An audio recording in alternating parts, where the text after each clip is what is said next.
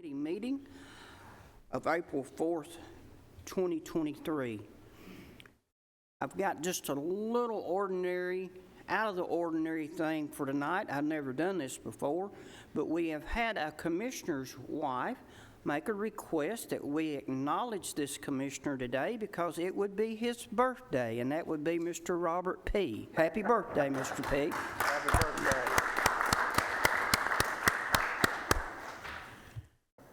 This time I would call on our chairman for the approval of our minutes. Thank you, Mr. Chairman. I've reviewed those minutes. I find them to be in order, and without objection, I move that we dispense with the reading and they be adopted as presented. And we'll need a second. And we have a second. All in favor of their approval, say aye. Aye. Nays? Motion passes. We'll hear from our solid waste report. Bishop Wagner is not here tonight. He's working on cleanup details, so Mayor Carr has a resolution to read on his behalf. Thank you, Mr. Chairman. Yes, Bishop has been out in Reedville assisting with the cleanup as a result of the tornadoes, and in an effort to qualify for a declaration of emergency, he is working on getting the timesheets and status reports ready for that, so Rutherford County hopefully can get some of that money back. The point with his report that I want to draw your attention to is in your SharePoint is a resolution approving the solid waste regional plan.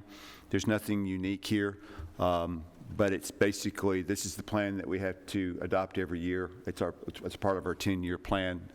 You're familiar with this, I believe, and it is in your SharePoint. And I'll be glad to answer any questions if I can. This would then forward on to the County Commission for final approval on April 13th. Chairman P. Have there been any changes to this plan since we last approved it? Not to my knowledge, no, sir. In that case, I'll make a motion to approve. Have a motion? Do we have a second? Second. Have a second. We're going to do a roll call vote on this, so won't anybody forget. Rachel? Who was our second? Johnson.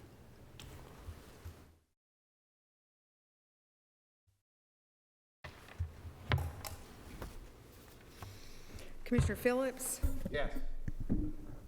Commissioner Dodd? Yes. Commissioner James? Yes. Commissioner Johnson? Aye. Commissioner P? Yes. Chairman Piercy? Yes. Motion passes. Thank you. We're going to move down and do the Highway Department next because we have a pretty lengthy discussion on the planning and engineering and building codes. So we're going to let the Highway Department come forth and show us their budget.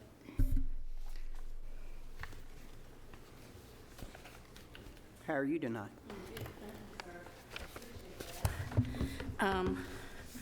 We met yesterday morning, the road board, and passed the budget that you have in front of you unanimously. I'll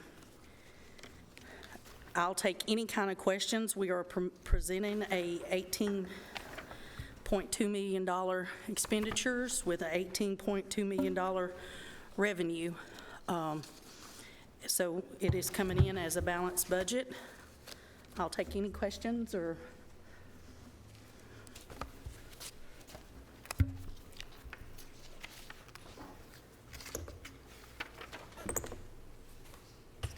This is an increase over last year. We still are maintaining 72 employee positions. We have put in there a 10% estimate increase on insurance, medical insurance benefits. We haven't really said anything as the insurance committee, but I always try to put 8 to 10% increase on those positions. Knowing that this year our road budget covers 980.18 total road miles in the county. Yeah, thank you. I knew that. How about employee raises? What are you looking like this year? All of the employees are getting on an hour raise, same for everyone across the board.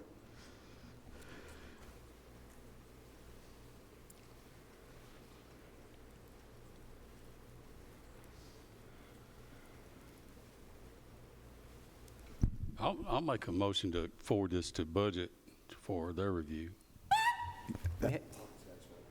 We have a motion, do we have a Second. second by Mr. Dodd? All in favor? Aye. Chairman Phillips, go ahead. I was just going to ask, Chairman P., is that with a favorable recommendation or with a favorable recommendation? Aye. Any nays? Motion passed. It will be forwarded on to budget. Thank you. Thank you. Wait. Got two. Okay, this was just the budget, right? I just wanted to make sure. Yes, ma'am. This usually looks like our other stuff, so, okay. Sorry about that. Just wanted to confirm. Thank you. Good enough. Before we go any further, I know we've got a couple of new commissioners, and we've got 4 commissioners that's been on here and watched budgets for, I know, 4 years and longer. In the past, the mayor said here, the budgets were presented, and we were given a mayor's recommendation, and we've also been told we had a want budget and a needs budget. And now I'm confused on who is going to do that this year once it leaves budget and, well, it's always happened at budget, Chairman P. Will Chairman Phillips give the nod? Will Mayor Carr be the final nod? Let's straighten this up before we go any further in budgets. Mayor Carr. So nothing has changed except the process, so as to who sits in the chair. So the mayor's office is meeting with all departments to construct the budgets. Michael Smith and I are working with all the directors to find out currently. We're not doing a wants and needs. We're doing it a little bit differently. Because of our situation, I'm asking all departments to come in with essentially no increases in their budgets until Director Smith can get an understanding about what our revenues are going to look like. And he's accumulating all this information, and then he's going to come back and say, okay, this is our overall situation. And we've already instructed the directors and said, now be prepared either to cut or what are your priorities to adding to? And then once we get that assimilated, then the mayor's office will come with a recommendation to the budget committee, which the budget committee then will debate and then forward on to the county commission. So the process between, and as I understand the relationship between the office of the mayor and the county commission has not changed. It's just who is sitting in the chair is the only thing that's changed in my mind. So, I mean, I'll defer to Chairman Phillips in this regard, but that's the way I understand it. Thank you for referring to Chairman Phillips, but I probably would refer to Chairman P. That the process is a little confusing because I don't know of anywhere where it's laid out as to what we're supposed to be doing. I think we've done it a little differently from time to time, but historically, the mayor has presented budgets through the departments that report to the mayor. And the committee's considered it, forwarded on to the budget committee with a positive or a negative or a neutral recommendation. Where it gets a little confusing is those departments that don't report to the mayor, such as our education, Board of Education, those type of things. So this is a little different than that, but I like it. I like the way that the mayor has presented that. And it's basically, the way I heard it, it's a zero-based budget, and then we'll see what needs to be the must that we have to do to add on to that. To me, that's a real logical approach to what we're facing as a county this year. And if I could add, all I was trying to get to with the director, since I'm new to this part of the process, obviously I've done budgets before, but in the private sector, which is done a little differently, And you're correct, we wanted to do some semblance of a zero-based budget, which is we're going to start from what we had last year, and we're going to stick to that. And then we're going to, as revenues come in, we're going to see when the different departments come before the appropriate committee, like Public Works, it'll come to Public Works, like Solid Waste. Solid Waste Department will come here and will present their budget, then it'll go to the Budget Committee, then on to the full commission, correct? That's the process. We're not circumventing any part of that process. Michael and I just need to make sure that when we come with our recommendation, that is a good, solid, defensible recommendation that then you can scrutinize. And so that's what we're doing. Thank you for your explanation. We will move forward with Planning and Engineering report from Doug DeMasi. Excuse me, Chairman, if I Yes. may jump in. There was, Bishop had a budget amendment. Do we need to cover that before we, Oh, all right. or we can come back to it at the end of the night? I don't care. I just don't Mayor's make sure we got don't. it. Yes, I can do that very quickly. Thank you, Chairman Dodd. And I omitted to bring that up when I was doing Bishop's work, so thank you for that. Basically, what we're doing is the Solid Waste Department is asking to move $100,000 from the asphalt replacement line to cover a shortfall in waste tire management budget, and this should carry us to the end of this fiscal year, which ends June 30th. Are there any questions?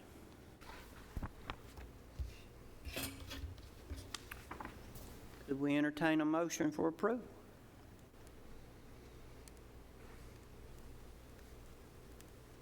Move to approve. We have a motion and we need a second. Second. Call the roll on this, right? Yes, sir.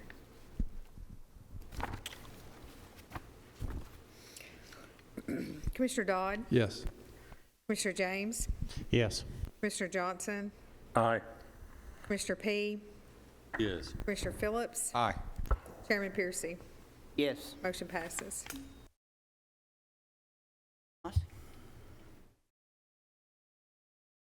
Thank you, Mr. Chairman.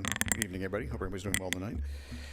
I have several things for your consideration tonight, but the first thing will be our normal reports. First of them being the available lot inventory. You'll find that file on your iPads. You'll see that as of the end of March of this year, there are a total of 1,022 lots on the ground. Those are recorded lots, lots ready for building permits. That is down slightly from last month. It was about 1,061, if I remember right. We did have a large subdivision section that was recorded. However, building permit activity, which Ms. Bell will discuss in a little while, was pretty stout last month, so it ate into the inventory just a little bit.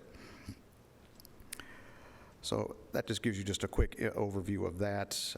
If there are no questions, I'll continue on into our rezoning and ordinance amendments report. We do have 3 items coming for your consideration at next week's meeting. 2 of them are rezonings. One of them is a zoning ordinance amendment. The first rezoning is by Craig Koch. This is by Clyde Roundtree with Huddleston Steel. This is located along Baker Road. They're looking to go from residential medium density to commercial services for a 2-acre tract. The applicant would like to rezone this. Basically, it's more of a speculative rezoning at this point. They don't have any development plans at this point, so there's no concept plan that's included with your agenda packets. However, some ideas they have mentioned to staff is possibly combining it with commercially zoned property that surrounds it, or possibly just using it for some sort of a general retail use. The property currently has direct access to Baker Road. Now, depending on how that property is developed, if it should be rezoned, it may just share an access with the adjacent mini warehouse facility, which could just be what this use is just an expansion to the existing mini warehouse use. Regardless of the type of development that occurs, that we would expect to see an engineered site plan. Also, if this were a freestanding business, or even if it were part of the mini warehouse, we would have the ability to require a traffic study should we feel one was required. And of course, our landscaping and our performance standards would also have to be met.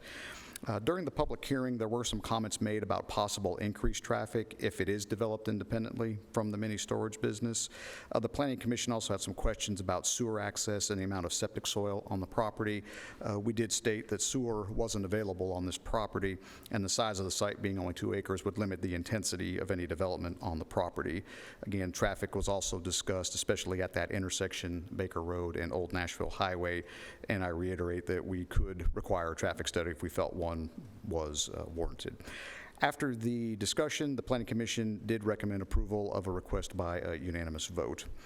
The second item is for a piece of property, well, several pieces of property, located at the intersection of Barfield Road and Veterans Parkway. Just bear with me a second as I open this up here.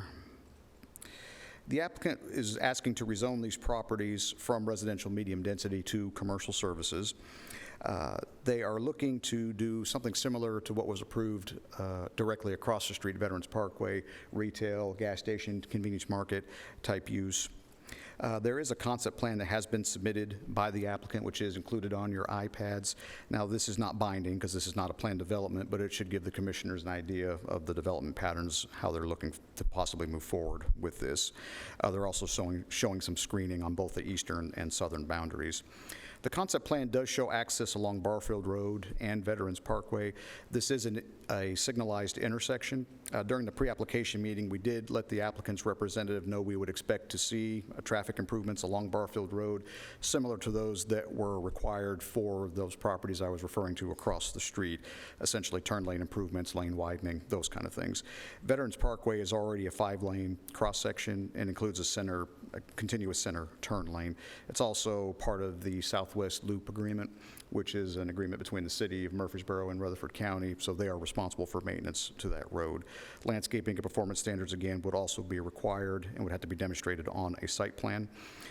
Most of the comments regarding this at the meeting regarded the intersection of Barfield Road and Veterans Parkway, the traffic that goes through there every day. Part of the subject property, which is up for rezoning, was actually purchased to move the access point along Barfield Road as far from the intersection as they could to the south. The developer would also, again, have to work with the city of Murfreesboro due to the Southwest Loop Agreement for any improvements to Veterans Parkway. After discussion, the Planning Commission did recommend approval, again, by a unanimous vote. So those are the 2 rezonings before you tonight. There is 1 ordinance amendment, and I will briefly describe those. The agenda packet that you have with all the description just gives you a brief overview of the actual amendments to be made. The document is in there showing all the what the new document would look like, the new ordinance amendments. However, I'm not going to go through all that. I'm just going to give you a quick overview, but I can go into as much or as little detail as you want on those, and Mike Hughes, our floodplain administrator, is also here that can answer questions. But these deal with the revisions to Chapter 10 of our zoning ordinance, which are regarding our flood hazard district. The Corps of Engineers recently completed an update to the flood insurance rate maps, or the FIRMs, for Rutherford County, at least several of them. Consequently, our flood ordinance, which is Chapter 10 of our zoning, must be updated to reflect the most recent model and updated firm panel numbers and effective dates. The model has been updated to reflect our requirements, some of which are more strict than what FEMA requires. One example is the fact that for residential units located in a flood zone, we do require the pad to be a foot above the base flood elevation with the floor an additional 2 feet, so a total of 3 feet, whereas FEMA only requires the 1 foot above the base flood elevation. So we do go a little above and beyond in that, and there are some other things as well. We would like to stress, however, that there are no changes being made to the way we currently enforce these regulations. These amendments really, despite the size of the document, we would consider housekeeping in nature. You know, we have to update the firm panels and their effective dates, things like that, make sure, like I said, that when we bring everything over, that it reflects our requirements and not some of the lesser requirements of FEMA, when we have to do this by May 3rd in order to remain in good standing with the flood insurance program. We discussed these changes with the Planning Commission at 2 meetings, first in February, and then we had a public hearing in March. The Planning Commission did recommend approval of these amendments by a unanimous vote. So again, we'll be happy to answer any questions on either the zoning amendments or the floodplain changes. Commissioner Dodd. Thank you, Chairman. To reiterate, you said it's cleanup, it's housekeeping. Correct. Are there is there any significant change? Is there any point of change? Is there any part of this that our local engineering industry would not anticipate, or would it change the thumbnail No. package? I think, Mr., if you're okay, or Sure. okay. Have any of the maps, flood maps changed? Yes. Yes, that's the genesis of it. There's 35 new maps that FEMA has restudied in the county. There's 48 that have not been updated, but 35 maps are new that go effective May 9th. Are those changes that Commissioner P mentioned, are they, the studies have gone further upstream, or have they changed base flood elevations? Some both, some floodplain increased in areas, some it decreased in areas. Some areas they had better topography maps, so they adjusted the flood, special flood hazard area according to the new topography. So it's just like Doug said, housekeeping to update the ordinance to reflect the 35 new maps, but also model what we do in the county already. And I noticed in the ordinance there were, Zone X, Zone A, Zone E. Are there any new zones or any new, just No. some panels changed from X to AE or whatever? Right. Okay. So back when the maps came out preliminarily before the pandemic in 2019, we sent out letters to every affected property owner where they were, the maps was changing on their property, and either there was increase or a decrease. We sent them a letter saying, hey, this is changing. And last question, if I may, the regulations that you have that may be more strict than FEMA that you alluded to, are those the procedures we've been operating under that Yes. our engineers are familiar with? Thank you. Another question, please. You mentioned 48 total, and then you said 35 new ones. Yes, sir. So does that mean 13 hadn't been looked at, or what does that mean? No, there's like 83 total maps. 35 have been updated by FEMA, and 48 have not. And it's very frustrating that some of the areas, FEMA just stopped the flood study and did not continue it on. So that's very frustrating for us. We know it's a flood hazard area, but FEMA didn't see the need to study that because there weren't that many rooftops out in that area. But with the development, there will be eventually. So that we will, if it's a large development, we'll make the developer study that section of stream or creek or river that hasn't been studied by FEMA. No different than it's always. No, it's always been that same, yes, sir. Are there any other questions for Mr. Hughes or Mr. Demasi on this subject?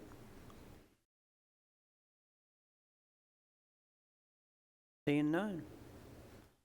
Are you done with your report? Yes.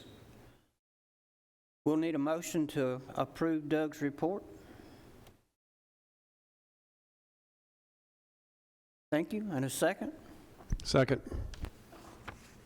All in favor say aye. Aye. Nays? Motion passed. Report passed. Would you like to wait and let Tanya give her? I was going to her ask how report? you wanted to proceed with it. Yeah, I'm and fine then with y'all that. can give the other together. That's fine. That'd be great.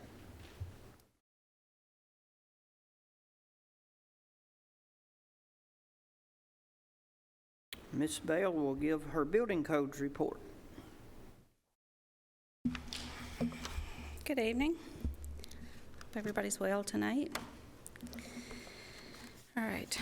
I am going to start with building permits.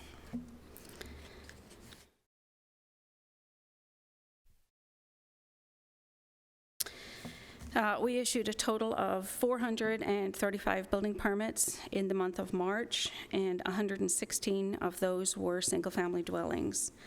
Up a little bit from, if you'll recall, last month we had a record month. We had 103 single-family dwellings issued last month, and that went up this month to 116, for a total revenue of $170,734, as opposed to same month last year, we issued 401 permits and 95 single-family dwellings.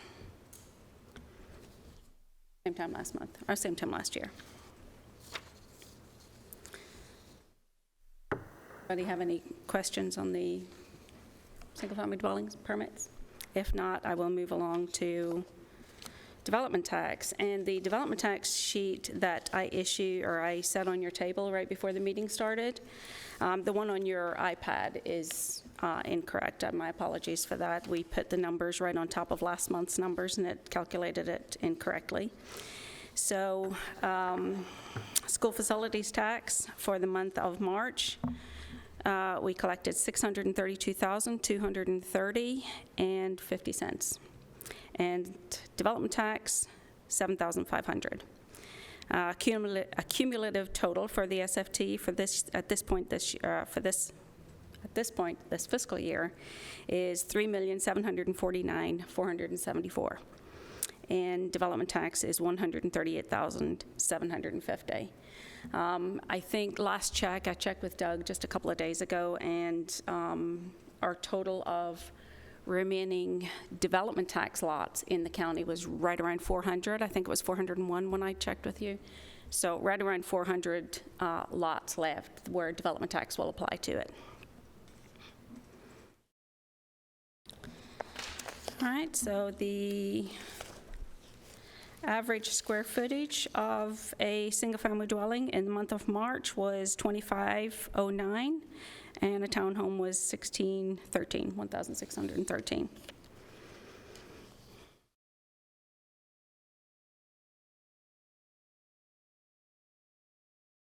Average square footage, 2,509.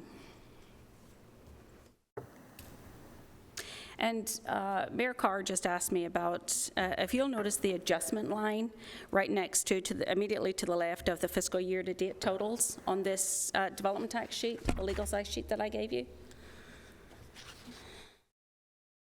The column next to the fiscal year-to-date totals is called the adjustment column. He had asked me why the adjustments in previous years were so low and it was so high this year. So I wanted to explain that to you just in case anybody else had the same question.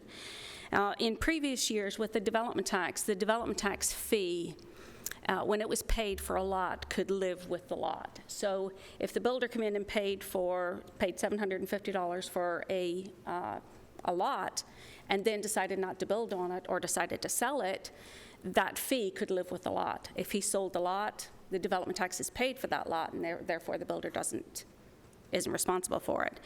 So we had less refunds that we had to do for development tax. Usually if we did a refund, it was because the lot became unbuildable or they decided not to build on it and take their development tax fee with it and let the new owner pay for it. So the adjustment you'll see in the school facilities tax line item is $63,000. The reason for that is because the school facilities tax is based on square footage. So when a builder makes an application for a single-family dwelling, he's given us the floor plan of the house that he plans to put on that lot. If that's how we calculate the liability for school facilities tax. If he decides to, there's several situations or scenarios that could happen. He could either decide not to build, or the sale falls through and somebody else builds on the lot, or the house won't fit on the lot. Sometimes that happens, and sometimes they have to either pick a new floor plan, it goes to another builder and he does another floor plan, or it goes to another homeowner and they do another floor plan. So the only way to do that is to refund that liability in full and start all over with a new single-family dwelling based on its square footage. So that's why the adjustment in that column is a lot higher.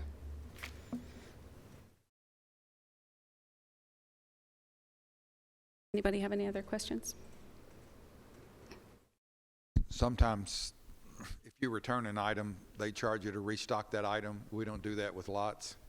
No, we don't.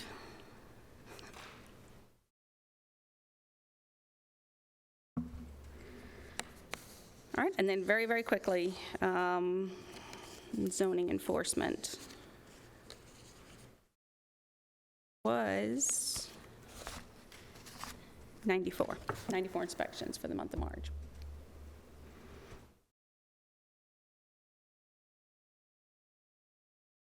And that completes my report.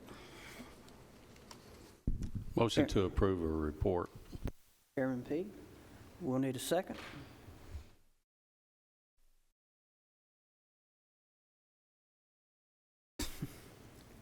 We have a motion and a second. Everybody in favor of approving the report, say aye. Aye. Nays, motion passed. Thank you, ma'am. You're welcome. You want me to hang out up here, or? Yeah, just hang up and let Doug come back. You want to, Mayor Carter, you want to add into this part? Yes, so, thank you, Mr. Chairman. So, there have been some discussions within the steering committee and also within the county commission recently as a result of some events out of Nashville that have precipitated a broader discussion about how we are going to fund for growth and do the various departments within Rutherford County government pay for themselves as it relates to that growth. And so I want to give you a real quick metric, because I've asked Doug DeMossi, Mike Hughes, and Tanya Bell to come to this committee to make a general outline of where we're at with the idea that a proposal with some ideas would come from planning back to this committee and then on to potential budget and then the commission. So it's a rather lengthy process, but I want it to be exhaustive where we get as much input through the committee process as possible, because we're undertaking somewhat of a relatively serious matter. And so, and this is as a result, quite honestly, as a result of a conversation that Doug and I had, quite honestly, earlier today when we talked about the route that we needed to take when discussing the fees associated with these three particular departments. Obviously, this is a decision that this body gets to make, hopefully with the mayor's involvement, but ultimately it's this body's determination that will decide what route we take and what that looks like. So if it's okay with the chairman, I'll let Mr. DeMossi go first to describe the fees.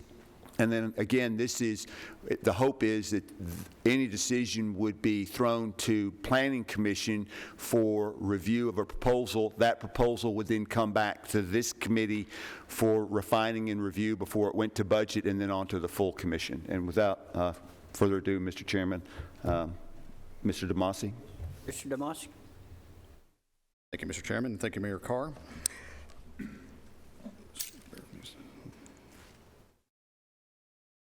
Okay. The presentation that is on the screen is also on your iPads. There'll be a couple of slides on here that might be a little difficult to read just because of all the numbers and everything. So we put it on the iPad so you'd be able to see that a little bit closer. But myself, Mike Hughes, Tanya Bell, we're very happy to make this presentation to you tonight. Really, we're just, as Mayor Carr said, this is kind of the first step of this process. This is going to be really just generating discussion, what direction maybe we want to go with some of these things, and then we'll take our cues from that. And of course, in this presentation, you can either wait till, the end to ask questions or just ask. I mean, it's perfectly fine either way, I think. The way we're going to do this is I'm going to run through planning and engineering's set of fees first. I'll turn it over to Tanya and let her do building codes, and then, again, we can just have general discussion after that. So. This first slide here, and this is what I was talking about, this is on your iPad, so you'll be able to zoom into that if you want to look a little closer. These are the current fees that we have in the Planning and Engineering Department currently. These became effective in November of 2021, so about a year and a half ago. Most of these fees that you see on here, I'd say about half of them changed from what they were prior to that. The last time we did any kind of a major fee change in the Planning and Engineering Department, at least, was probably back in 06, 07, not long after I'd started working here.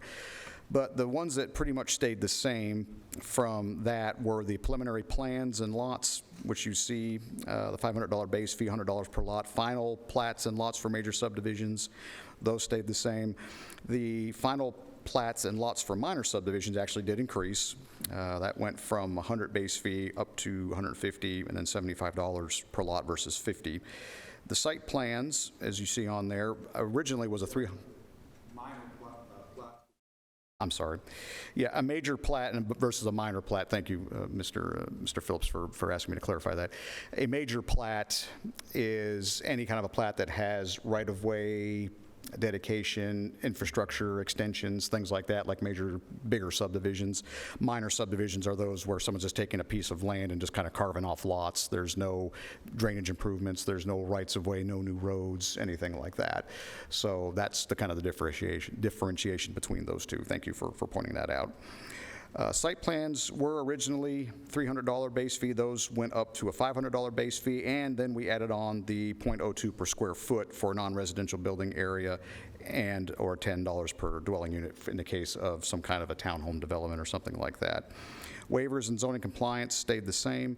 Our rezoning applications went from $500 across the board, and we changed that for non-plan development rezonings. We raised that to $750, and for plan development rezonings, we raised that up to $1,000.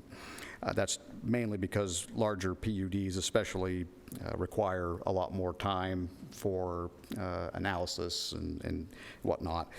And our Board of Zoning Appeal fees, actually for the special exceptions and variances, went from $300 to $600. You'll see under construction plans and land disturbance, it says see attached sheet. There is another item on your iPads with that. I didn't want to put that on here because you'd never be able to read it anyway. But that is some fees that are engineering side of things. We started charging things for what we weren't charging for construction plan review. That's really kind of the nuts and bolts of new subdivisions when they bring in their drainage calculations, their drainage plans and things like that. There's a lot of time, a lot of effort that goes into that. So we were not charging for that previously, but we started to in November of '21, and we changed our land disturbance and grading fees as well. But the sheet is there. If we want to talk more about that, we can certainly do that. So, moving on to potential new income sources for our department. These are items that we currently do not charge for, but we do offer in our department. Construction inspections. And I'll let Mike kind of discuss any of this if he wants to, but our inspectors, our construction inspectors go out multiple times to sites to make sure as subdivisions are under construction that they're doing so according to the approved construction drawings. We currently don't charge for that. As-built record drawing reviews, those are plans that are submitted to our department after all the construction is completed to make sure that what they said they were going to build is what they built. So that's something that we currently do not charge for now. Something else are plat and site plan reapprovals. We currently, right now, final plats, especially the major ones, are good for 12 months after approved by the Planning Commission. Site plans are good for 18 months. We don't require any kind of a reapproval fee if they do expire. That is something that we could start doing. Maybe not the full fee, but maybe a portion of the fee. Those are things we've talked about, but that is something that we currently do not charge for. Additional plat, and that should say plan review fees, I apologize, after 2 reviews, and let me just kind of discuss that just for a moment. Whenever we get a subdivision plat or a site plan into our office, our standard review process is 2 staff reviews. We have our first review, comments are sent to the engineer surveying team. They address those, they send it back. Most of our comments at that time are generally addressed, but there may be some tweaks that they need to make, so that's our second review. I won't say the vast majority of plats and plans get it right after the second one, but a good amount of them do, or there's just very minor things left over. There are some plats and plans, especially as they get more complex, that require multiple reviews above and beyond that, especially when it comes to the construction drawings. Now, those are not handled through Planning Commission, those are handled staff level, but there have been many times, and I'm sure Mike can testify to that, that there have been many times where they've gone through several different review processes with a single set of plans. So something we talked about is maybe a review fee after the first 2 reviews for every additional review from the engineering firm that submitted the plans. So if they don't get it right after the second time, we charge them for a 3rd review. If it comes back, it's still not right, we charge them for a 4th review. You can kind of see how that might work. Something that we do in our office that a lot of people may or may not know, we handle the numeric addressing for subdivisions and site plans for the unincorporated area. So whenever you're building that new house or you're building a new business and you need an address, that's handled in our office. That's something we've never charged for. There are a lot of jurisdictions that do, and it kind of varies on the map as far as how much they charge. We've seen some that do $10 per address. We've seen some that do like $250 per plat. It's kind of all over the place. One, and you'll see there's a couple of asterisks by it. This is a stormwater fee. This is a fee, and maybe I'll let Mike discuss this a little bit more detail. We do have certain requirements and things that we have to do from a state and federal standpoint for stormwater.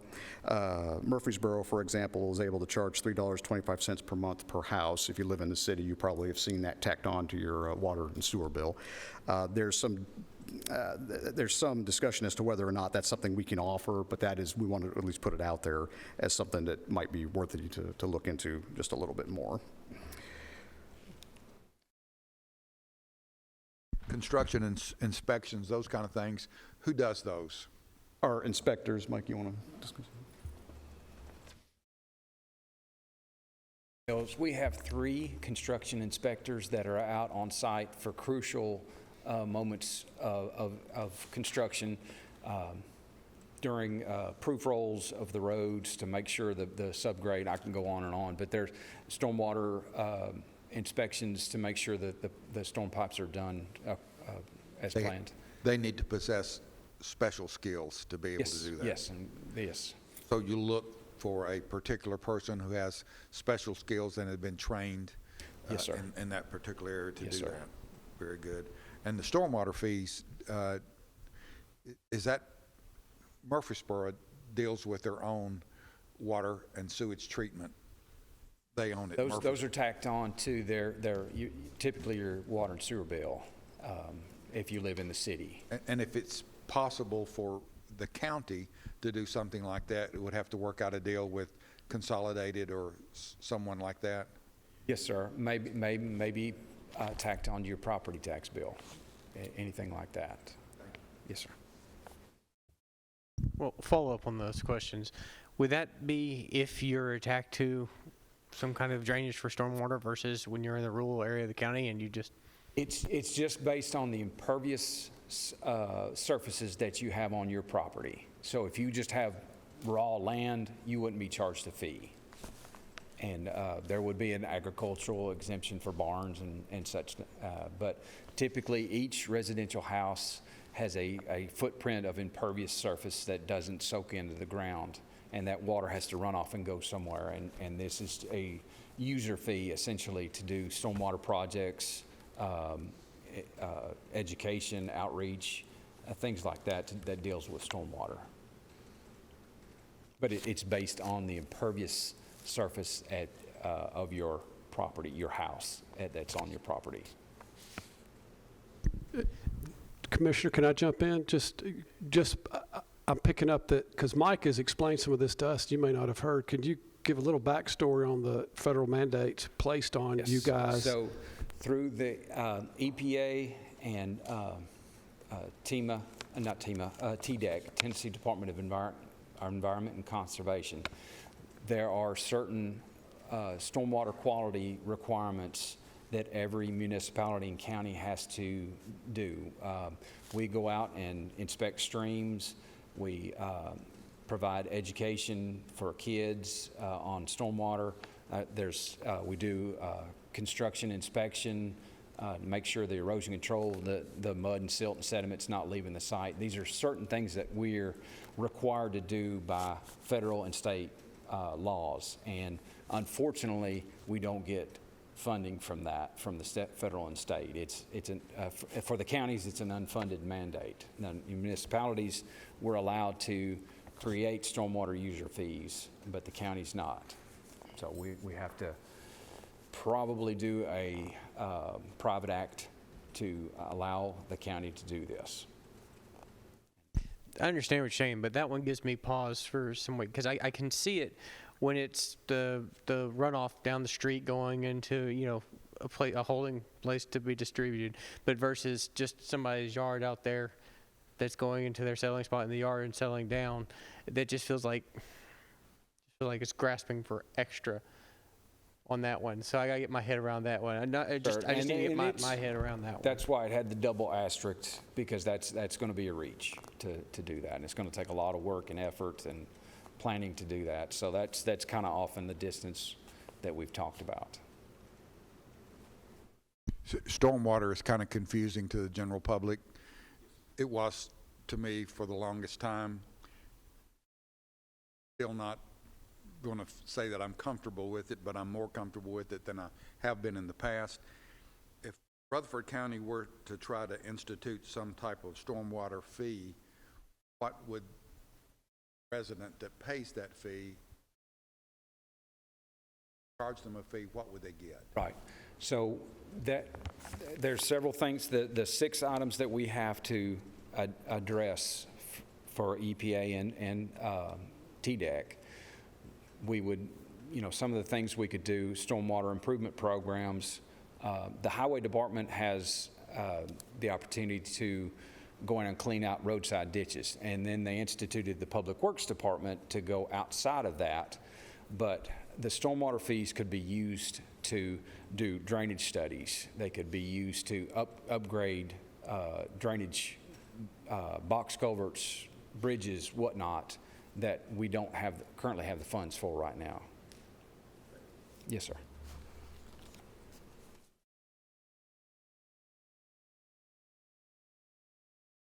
Do you have any more questions for Mr. Hughes at this time?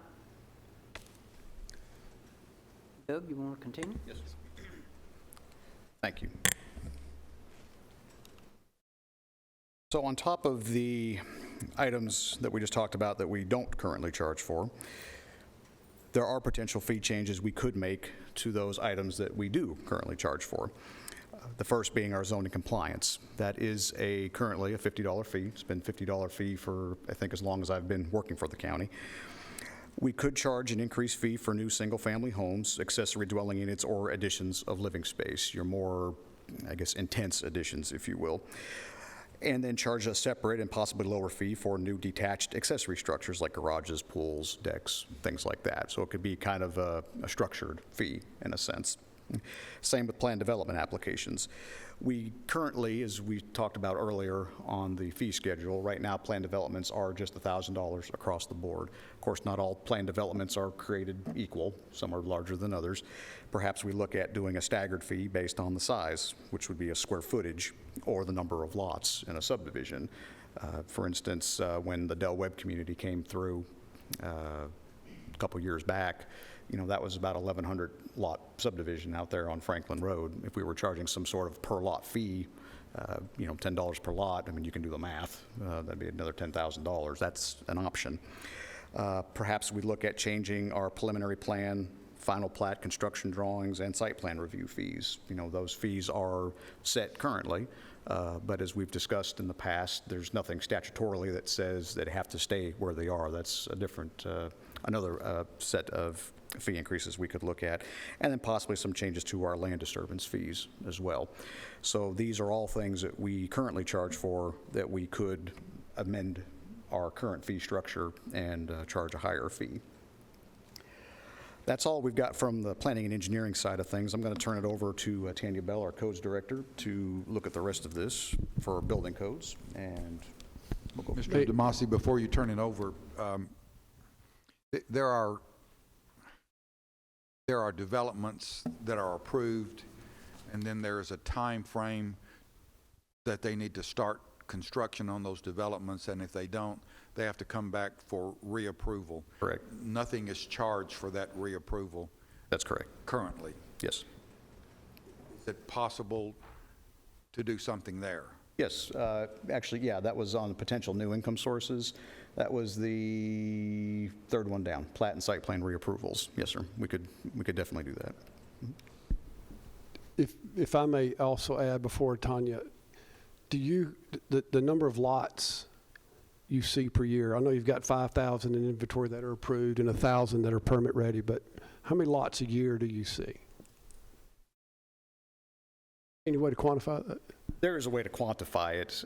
You're talking how many have we approved per year? Yeah, so if you're looking at, so how many acres, how many lots, how many land disturbance permits? I'm already thinking of what would be the yearly revenue we could chase if we knew how many lots there were. Well, yes, and actually, I forgot Because to yours add is this, square but- footage and vertical, and Yeah. If you were to look at this, we're just going to use 2022 numbers. Now, the fee for site plans is going to be a little more difficult to figure out because there's square footage involved in there, and that's a little more. But for instance, if we're looking at preliminary fees, like preliminary subdivision plat fees, there were 16 preliminary plans that we looked at for $8,000. You know, that's basically the base fee, and then $100 per lot after that. So in 2022, on those 16 preliminary plans, we took in $133,500 of revenue just for preliminary plan lots.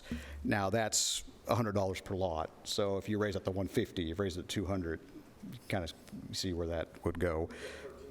Yeah, if it's $100 per lot, so. 1,300 lots? Yeah, roughly. So if you did 1,300 times, 150, 200, I mean, that one would be fairly easy to calculate. The same with the final plats. Like I said, the site plans is a little bit more squishy. The rezonings, I mean, yes, we could get, I mean, every little bit helps. We could get additional revenue from rezonings, but understand, even on a busy year, we get about 30 rezonings a year. So, I mean, it's going to bring in more income if we make changes, which I'm not saying is not warranted, but I think you're going to see more of an increase on your site plans, on your preliminary plans, final plats. I think you'll see more of an increase there for those kind of applications. Zoning compliance is a big time consumption feature that we look at. So zoning compliance is not just for subdivisions. This is for any tract of land where somebody wants to build a new house or a barn or shed or something like that.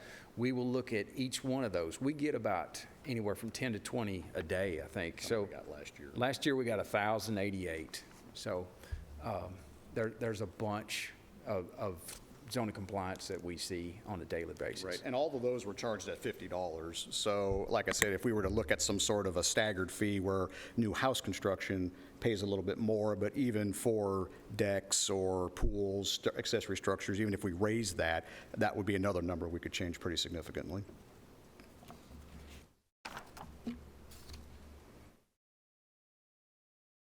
Out of those 1,000 plus, are most of those residential existing home changes? A lot of them are new homes on tracts of land, not in a subdivision. So zoning compliance forms where we would look at setbacks and easements and whatnot. Started looking at zoning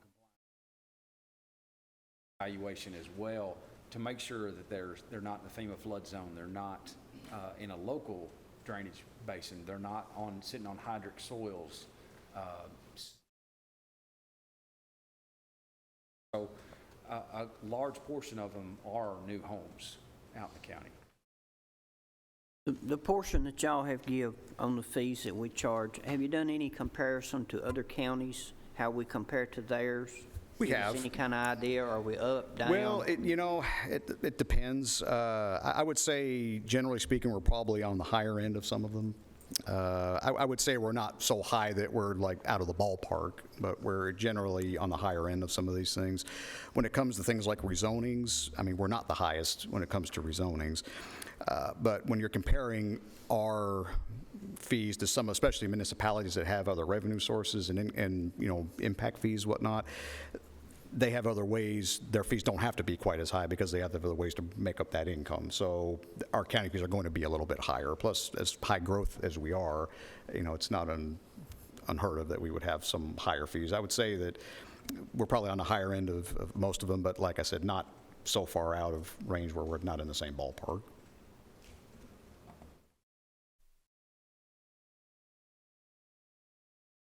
Mayor Carr? Thank you. Doug, when you did that comparative analysis between Rutherford County and other counties, can you tell us which counties you're talking about? And the reason I'm asking that is the professional services that this county is offering and has offered as a result of new development isn't comparable to some other counties, and I would like to make sure that we're kind of in an apples to apples, if you know what I'm saying. Yes, sir. Some of the other counties we looked at Wilson County, we looked at Williamson County. Well, seems like there was more than that, but we looked at those two counties specifically, and we looked at several municipalities as well: Brentwood, Franklin, Goodlettsville, Hendersonville, Lebanon, Murfreesboro, and Smyrna.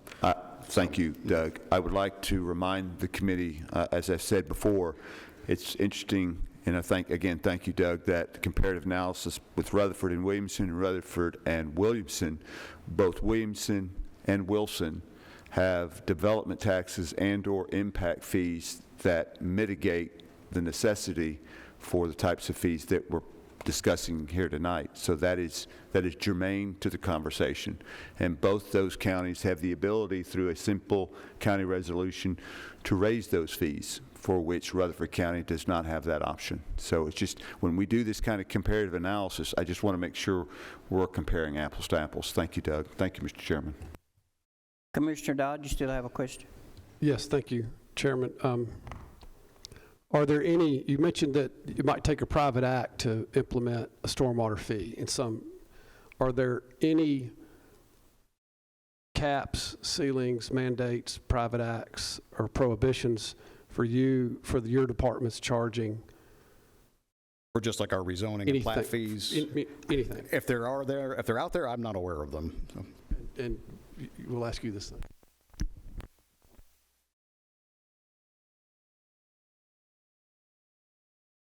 Any other questions for Doug before Ms. Bale gives her part? Seeing none. Ms. Bale, your turn.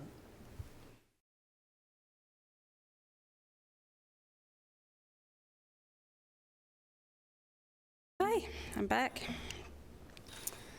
All right, so this first slide is our Rutherford County Building Code's current fees. Building Codes bases their fees, most building codes department bases their fees on the valuation of a project. Some of the jurisdictions, and you'll see in the next couple of slides, calculate theirs a little bit differently, but 100% of the time it's done on the valuation of the project that's being permitted. So on the left column is when someone comes in to get a single-family dwelling, we divide that single-family dwelling into space area based on its use. So for example, if someone was to come in with a 2,500 square foot house with a 500 square foot garage and 200 square foot of porches, we would use the 2,500 square foot and multiply it by the finished living area, dollar per square foot. The garage would be the 500 square foot of garage would be the dollar amount for the attached garage, and then porches and remodels would be porch, deck, and carport. So we get a total valuation of the project based on those uses and based on those dollar per square foot. We then take that total valuation and we take it to the ICC fee table or fee chart that we've used for years and years and years, and most jurisdictions do use the same table. And that then gives us the permit fee for a single-family dwelling. So there are separate permits required on the bottom of the left column. There's separate permits required for plumbing, gas, and electrical is done through the state of Tennessee. Electrical permits are the only thing that the Building Codes Department does not issue a permit for. We issue the permit, but we issue it on behalf of the state of Tennessee. They do all the inspections and they get the revenue. We get a small portion of it for issuing the permit.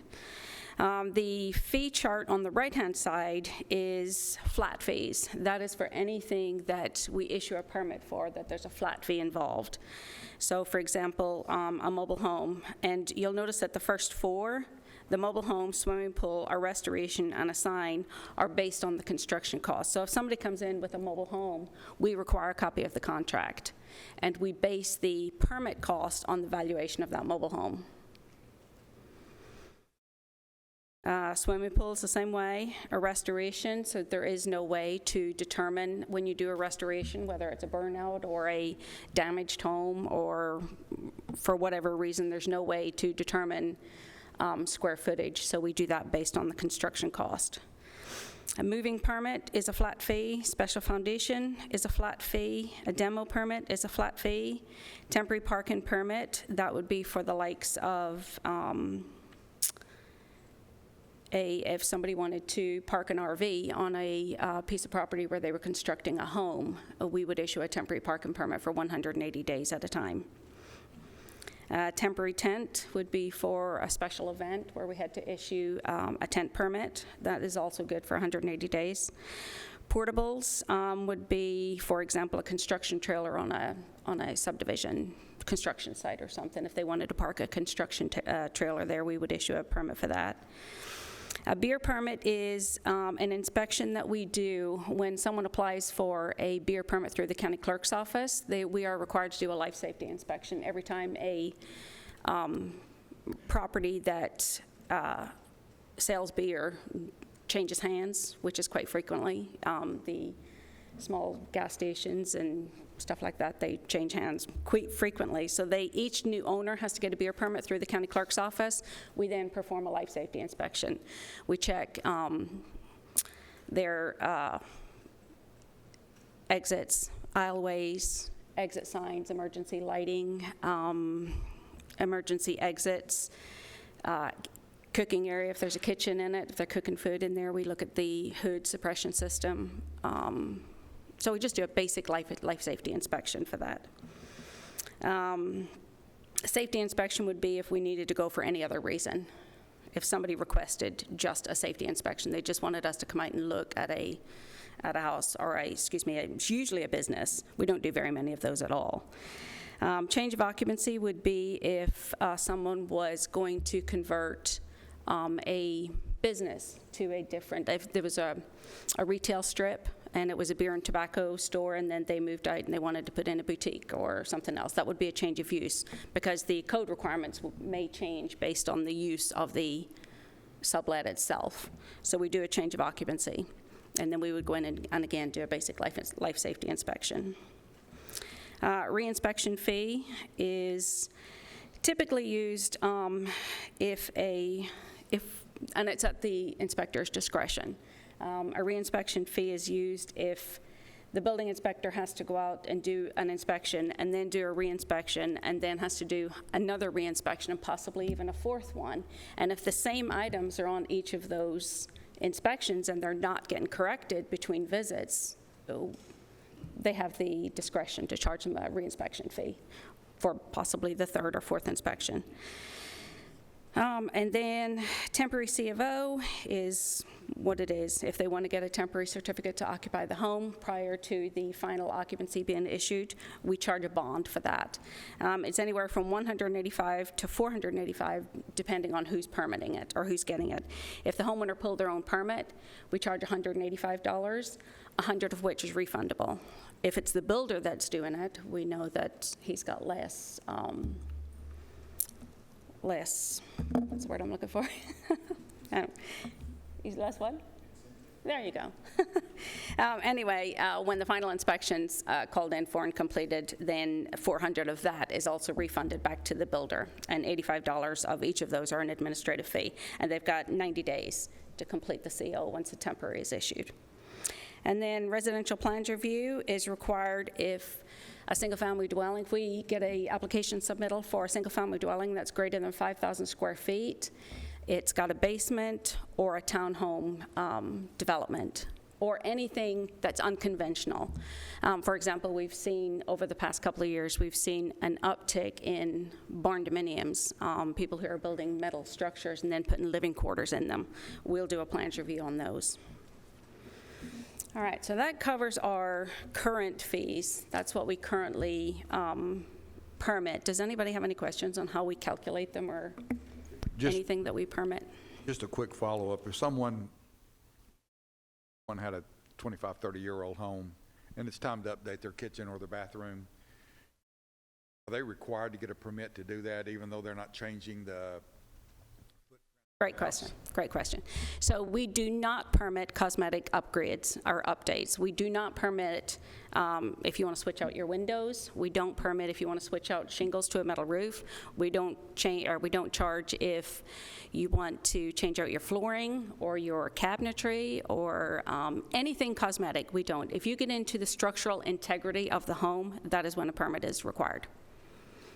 Even though someone may use a contractor to do all that, a permit is not required, correct? Correct. If you have a swimming pool and you want to change the design of that swimming pool, probably you'd have to get Probably, yes. And it's well worth calling to check first before you start. Any more questions before I move on? So I took like I mentioned a couple of slides ago, I took a 2,500 square foot home with a 500 square foot attached garage and 200 square foot of porches or decks. And I went to surrounding jurisdictions and counties to find out what that permit would cost in those jurisdictions, and also what their permit fees were based on, how they calculated those fees. So Rutherford County, you can see that our permit is $1,087, and we base it on the total valuation at $1 per square foot based on the use. Then we take that total valuation and we refer to the ICC table for our permit fee. The City of Murfreesboro was $1,067, and their total valuation is done with a base fee that's on a sliding scale based on the square footage, and then a flat rate per square foot under roof. So they take a flat fee, and I apologize, I don't remember what those flat fees are, but they're somewhere around $300 and $400, $325, $375, $425, $475, a base fee, and then they take the square footage under roof that's heated and cooled, and then they take the garage and any area that's unconditioned and take a third of that and add third of that square footage and add it to the living space. Multiply that by a square foot rate, and then they also apply it to the, no, they don't apply it to the table. That's their permit fee. Town of Smyrna is $1,130, and theirs is a flat rate of 35 cents per square foot under roof, period. City of Gallatin is $1,664. Theirs is also a flat rate of 52 cents per square foot under roof. Williamson County is $1,510. They take the total sales valuation of the home, the sales price of the home, and then they take that valuation to the ICC table. I used $450,000 for a 2,500 square foot home, and you'll see in the next slide or two that I was actually a little low. But when I was doing this one, I hadn't researched the square footage yet. So Hamilton County does it the same way. They take the total sales price of the home and take it to the ICC chart, and that's how they come up with their fee. Wilson County is $2,240. They take a total valuation by taking a flat rate of 70 cents per square foot under roof, all areas. And when I say all areas, I mean it doesn't matter what it is. They take living space, unfinished basement, unfinished expandable, sunroom, garage, it doesn't matter. If it's under roof, they count it. Coffee County is $781. They do theirs per square foot of the living space. They just multiply the square foot by $75, period. No, I'm sorry, they don't. They take the square foot of living space by 75 and then refer to the chart. City of Mount Juliet is $1,368, and they do theirs based on the square foot, the same way we do, based on use, and then compute a total valuation and refer to the ICC chart. City of Franklin is $2,160, and they also do a total valuation by a flat rate of 72 cents per square foot under roof. All right, does anybody have any questions about that? An example, City of Franklin and Williamson County are like Murfreesboro and Rutherford County. So City of Franklin and Williamson County both have revenue alternatives that the county of Rutherford does not have. Yes, yes. So their rates are higher than ours, Plus, they also have additional revenue sources coming in. Yes. Yes, Is that correct? yes, you are. And if I may add, just not, Mr. Chairman, just not Williamson County, but Wilson County as well, because in addition to the number here we have with Wilson County at $2240, we also have a development tax of $5,000 that they're going to raise to $7,500. And I might add that I took the 2,500 square foot, 500 square foot garage, and 200 square foot of porches, and the total valuation using our fees based on square footage, I come up with a total valuation of the project of $308,930 on a 2,500 square foot house, 500 square foot garage, and 200 square foot of porches.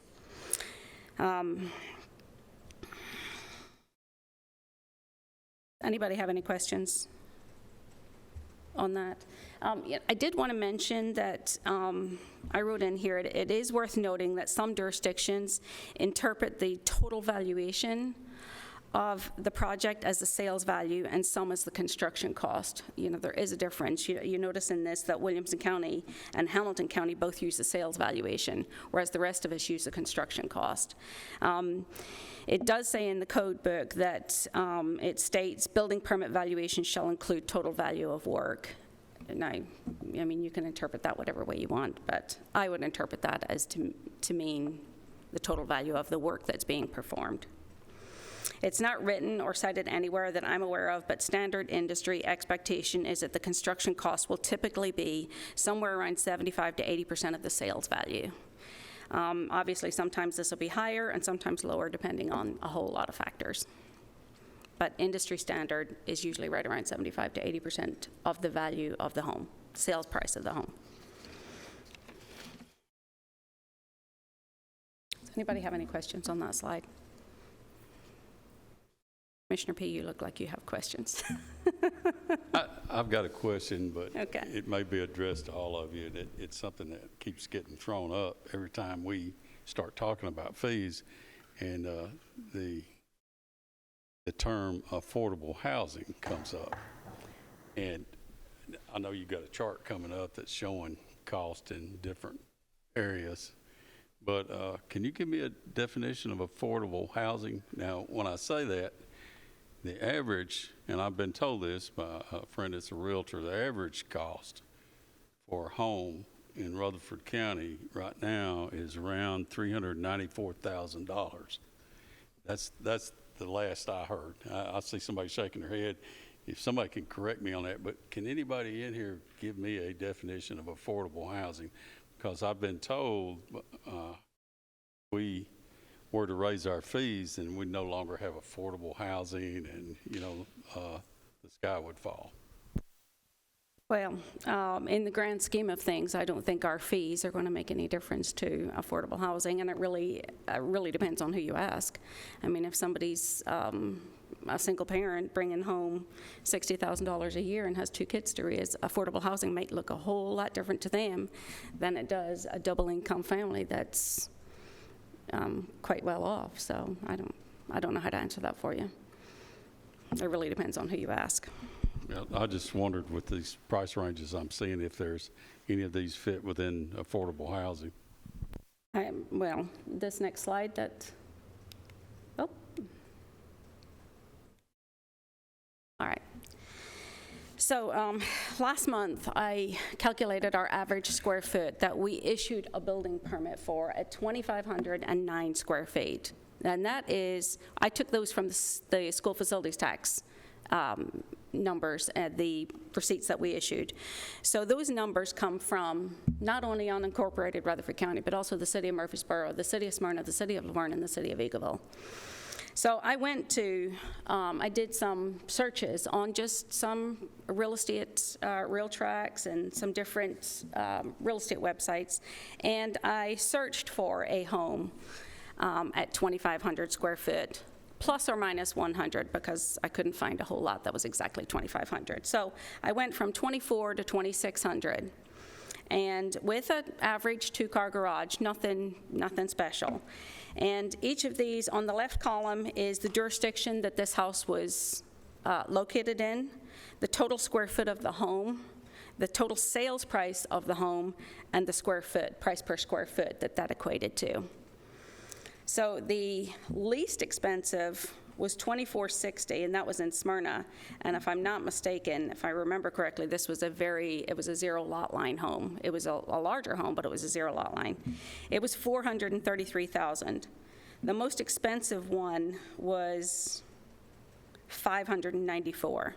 That equates to $176 a square foot minimum to $234 a square foot maximum. So over on the right-hand side is the average of the square foot of these homes that I searched was 2506, which is right in line with the square footage that we are issuing single-family or school facilities tax receipts for. The average sales price was $522,071, and the average price per square foot was $208 a square foot. The fee that I calculated for you, the total valuation of that same home using our current fees comes out to, oh my gosh, I did do this, I promise.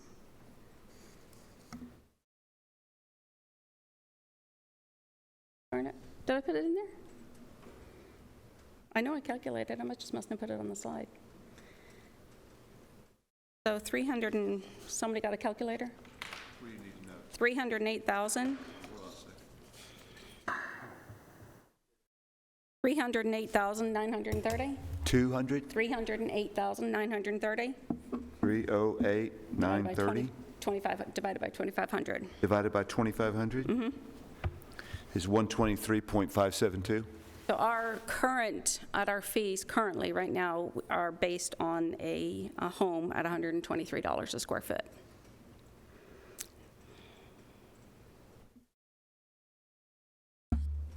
And if I may add, the Real Tracks data, Commissioner P., from January had the average cost of a home at $459,000 in Rutherford County. That was up over $150,000 in the last 2 years.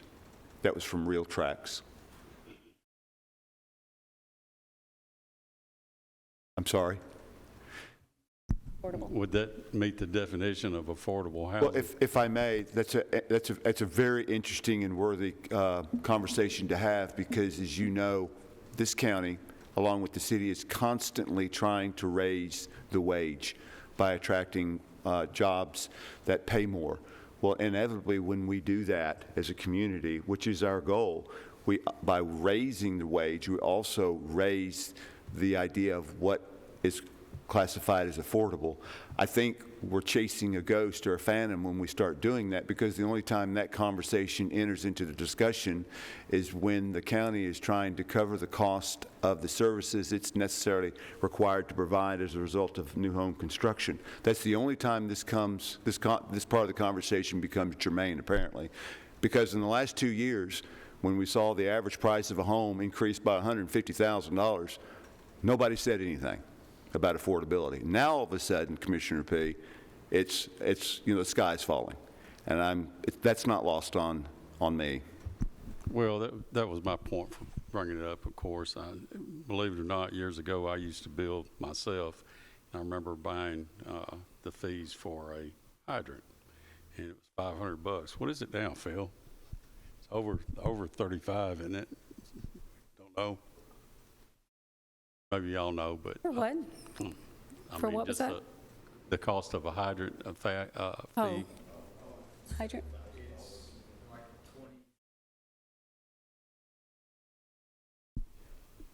And then they also have an impact fee that they've added on too, just in case you didn't know that they're able to do that, but the county's not. Who's that, CUD? CUD, yes.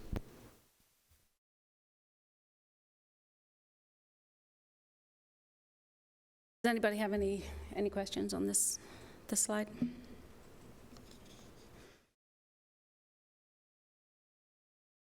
So that kind of does it for residential. Our current commercial building permit fees, if you will recall, I came before you in 2020, and updated our commercial fee chart, as it hadn't been updated since 2003, and I updated it in 2019. I checked that fee table is updated twice a year by ICC in February and August every year. I did check February's of this year and compared it to what we adopted in 2019, and it looks like the entire table has increased by about 6.5%. And we do commercial plans review fees on every commercial project that comes through the door.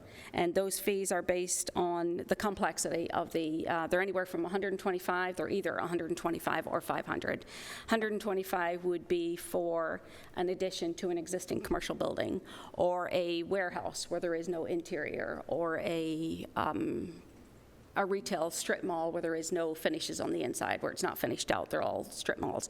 That would be an example of a $125 plans review. A $500 plans review would be for a major, so that would be for a church, or an office building, or something along those lines, a gas station, or something that just requires more time. So it really depends on the complexity of the plans review. All right, and the last one. Anybody have any questions on that, by the way? What is your definition of commercial? Anything that's not residential. Anything that's used for business use. For profit? For profit? Oh, no, not even for profit. Not even for profit? Yeah. We would consider anything that's used for commercial use, commercial. The building code bases the permitting, inspection, and compliance based on its use, not on whether it's nonprofit or profit. If it's used for commercial purposes, we treat it like it's a commercial building. Does that answer your question? No? And that's okay. Anybody else? All right, and the last slide is items that we don't currently issue a building permit for. We issue a building permit for just about everything that we cover. Our mechanical permits right now are included in the building permit. We don't permit separately for the mechanical permits. Every other jurisdiction does. I'm not actually sure. It's been like that since I started at the Codes Department 23 years ago, so I'm not actually sure why we don't, but all of the other jurisdictions that I looked into charge a separate mechanical permit. We don't charge for solar panels, which are regulated by the code and are getting more and more popular, so that's probably something that I need to consider incorporating. And retaining wall permits that are separate from an active building permit. So if somebody wants to build a retaining wall that's separate from a project that they're doing, separate from building a house or doing an addition or something, they are also covered in the code, but we don't issue a permit for them. And that's it. I did notice when I was looking at building permit fees that a lot of the counties out there have an electronic submittal process or an electronic application process, and they all have technology fees associated with their application. So I just thought that was worth mentioning. And that's it. That's mine, I think. Yep. Now, where's all the questions, suggestions, and ideas? Got a lot of information. Yes, thank you, Chairman. Commissioner Dodd. And the only fees you have control of are Rutherford County permits. The only building permit fees. The only building yes. permit. We only issue permits in unincorporated Rutherford County. Smyrna does theirs, et cetera. Does Eagleville now? Does Eagleville has their own? Eagleville issues their own building permits, however, we do their inspections. That contract was written up between the previous administration in Eagleville and my previous administration. And if these fees are adjusted, that contract will also be adjusted. So your average 100 building permits, we're at 116, you've been at 70 and 90, but Single-family dwellings. single-family Right. dwellings, do which is the additions. bulk of but single-family dwellings, 75 a month, 80 a month average. 960 a year. Doug had somewhere around 1,300 lots submitted. I'm just trying to get, just what, is there a trend line that,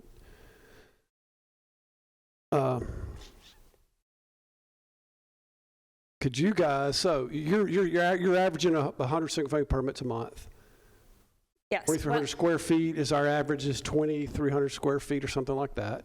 Could you tack on $1 a foot, $2 a foot for every permit that comes through just by our approval or your choice? Do you have any mandates, caps, ceilings?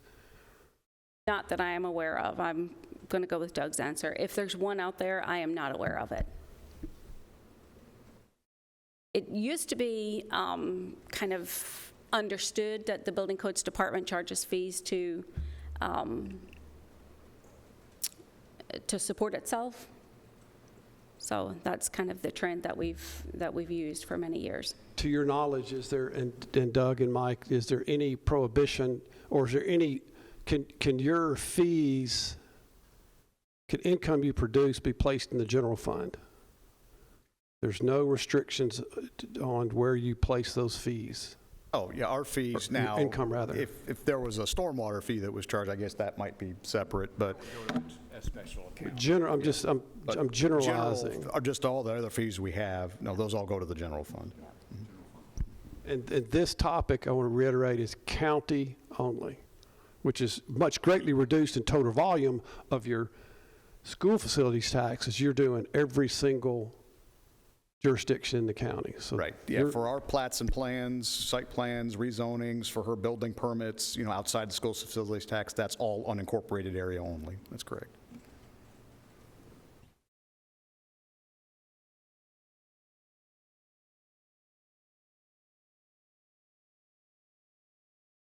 Anyone else? Mr. Hughes, comments? Something else that I thought of while I was listening to Tanya and Doug, the stormwater fee, we could use it for buyouts. So if there's a house that has repetitive losses, that's money that we could bank and then buy this house out that has repetitive losses. Those are typically houses that's their last ditch effort to end the cycle of repetitive loss. And if I could add on that, Mike has brought me 5 homes.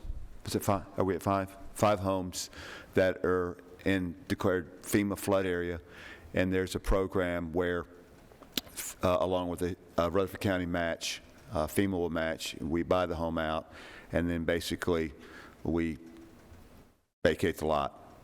But it requires the Rutherford County match to do that. And what Mike is saying is that stormwater fee could be used to use those FEMA matching dollars to do that. We don't have a lot of it, but when we have it, it's not inconsequential. And so we have 5 houses, I think, currently that have qualified through FEMA for that program. But in a tight budget year, it makes it challenging. Are those the same, some of those the same ones we've looked at? Yes, from the 2019 application that are just holding out there. Yes, sir. We've got 3 that were originally approved, and then we've got 2 more on Rockville Road that we were approved that was outside of the FEMA flood zone.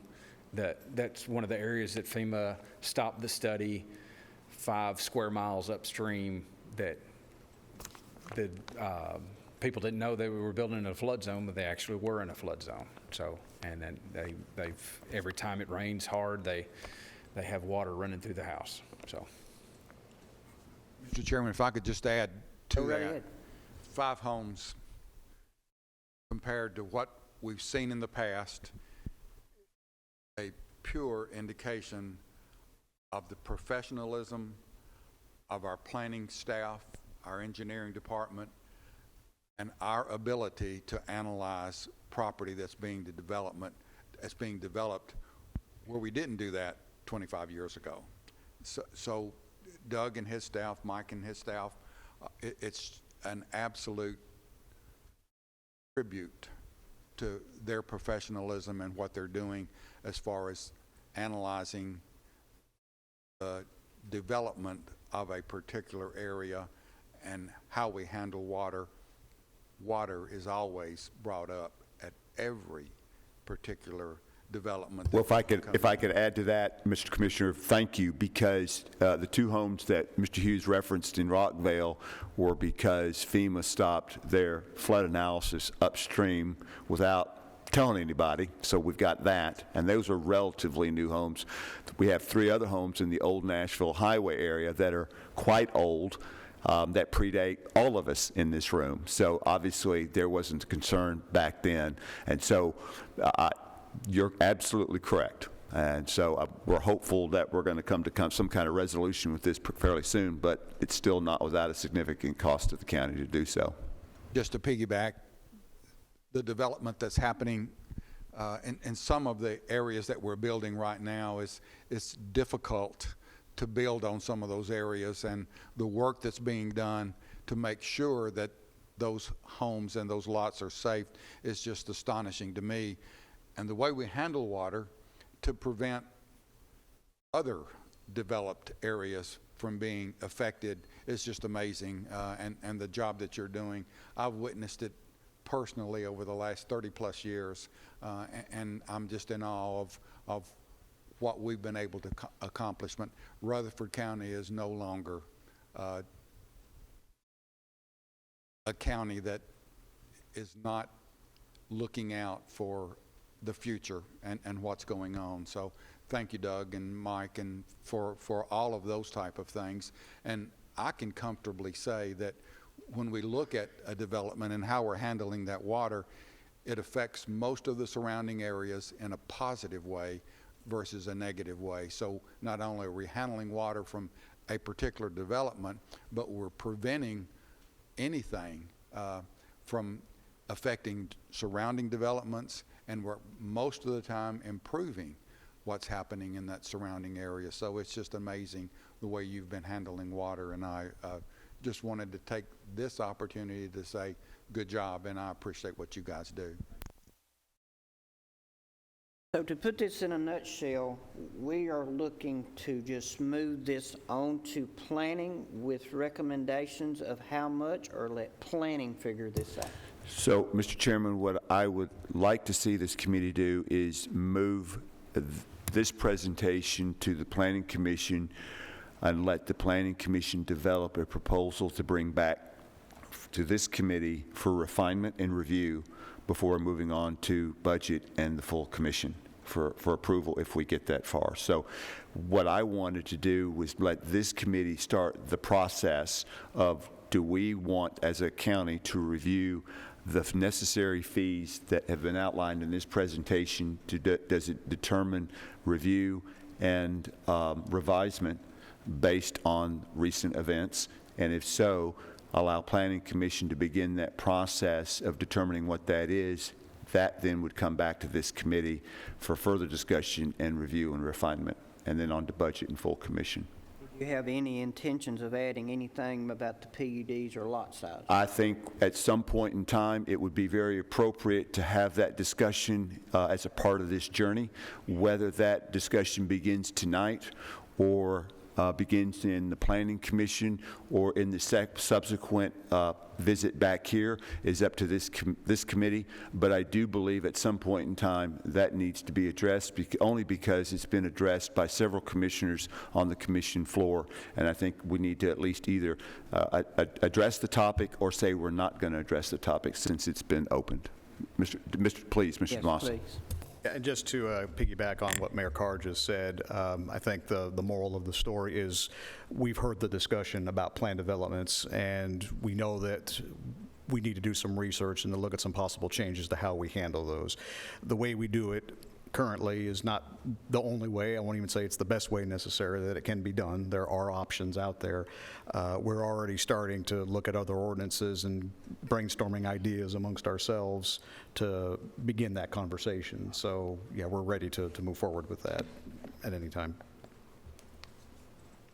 I would make a motion that this presentation be conducted with our planning department.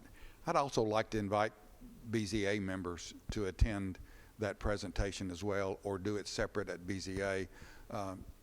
They're an integral part of development in this county as well. So I'd like BZA to be involved in this presentation along with the planning department.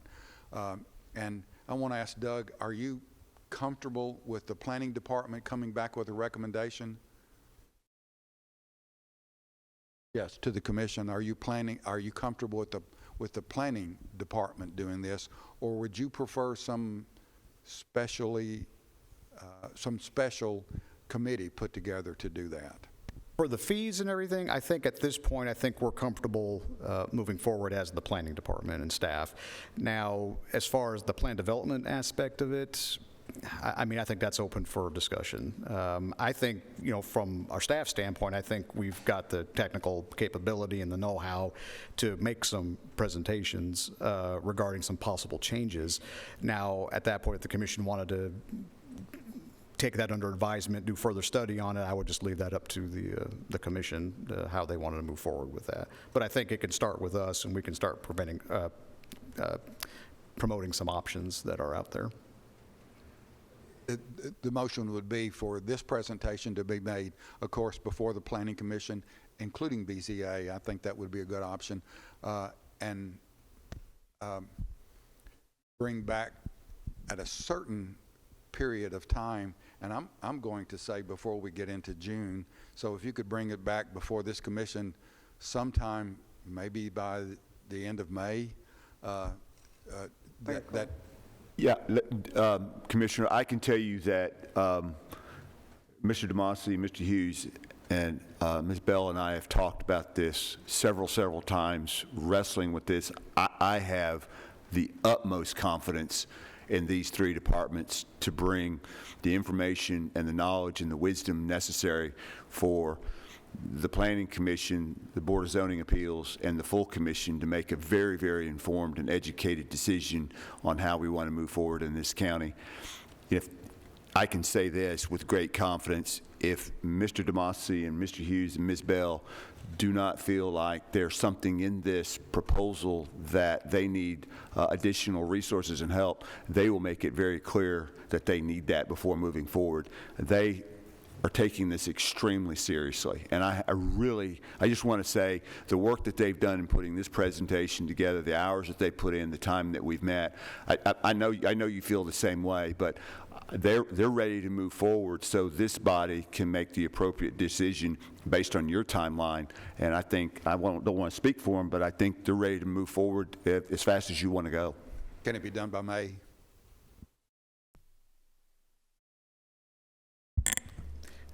I think the quick answer, can it be done by, especially on the fees? I think that in and of itself will be, you know, separate from the PUD. The fees, I don't think is going to be that difficult to come up with recommendations. Now, the plan developments, that's going to take study, and plus, since that's an ordinance amendment, that's going to have to go through public hearings and everything. That's going to be a little more time consuming. But the fees, yeah, I think we can have something back in May. I'm speaking for Tanya and Mike here. They might smack me as I'm leaving, but I think we can.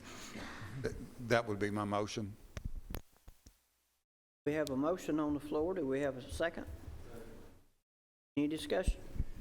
Well, I have a question I'd like to understand more. Is this about more of new developments coming our way, or is it across the board? Like, will there be the fee schedule for existing versus new development? Well, this would be, I mean, the fee schedule would be for anything new. I mean, everything, plats and plans that have already been submitted, I mean, they're already through the system. Now, any new development, if these fees are changed, would be subject to that. Of course, any new applications for building permits, for additions, whatever, those would just be under the new fee structure when they came in. Is that what you're asking? Well, I'm asking because I'm looking at this as with not being able to raise the fee where came short in the Nashville, we're looking at the extra revenues coming from to curb and pay for the growth as like a new neighborhood comes online to be able to pay for that. Well, another neighborhood that's been here has already been involved in that growth, already paid their dues and stuff. So we're asking everybody across the board to pay extra. Well, once again, for new development. Right. Well, this would be, you know, we'd set a date certain for fee changes and anything coming in after that date would be subject to the new fees. So existing developments that were already approved, plat reviews, whatever, if they've already been through the process, then yeah, they wouldn't have to pay. But new plats coming in and things like that, those would have to be. Like if you had an existing subdivision that brought in a new section and they brought it in after the fee changes, then they would be subject to the new fees, not the existing. Just those new houses, Correct. new roads, new things that are being constructed.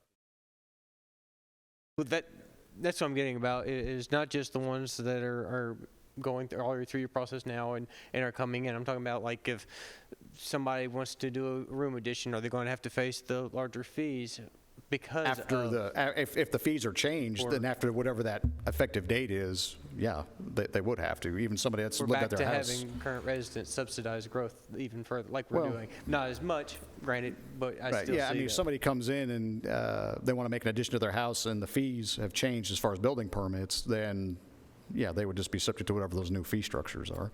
But you're not building a new road, you're not building Yeah. a new sidewalk or curb and gutter. Well, that's my point. You're not, they're Don't be not building the new charged road, the not building fees the thing. apart. Are they going to be? Why are they going to Yeah, be well, charged? I don't think we can the extras now? retroactively It'd go be back the same as and- raising. Yeah, we can't retroactively go back and start charging developments that have been on the books already, that are already out there, already constructed. I don't think we can go back and start charging them these new fees. Yeah, right. It's this new development, new applications coming in after that effective date. So just the house addition would be charged the new fee, not the old part of the house, just the new addition that you're adding the house.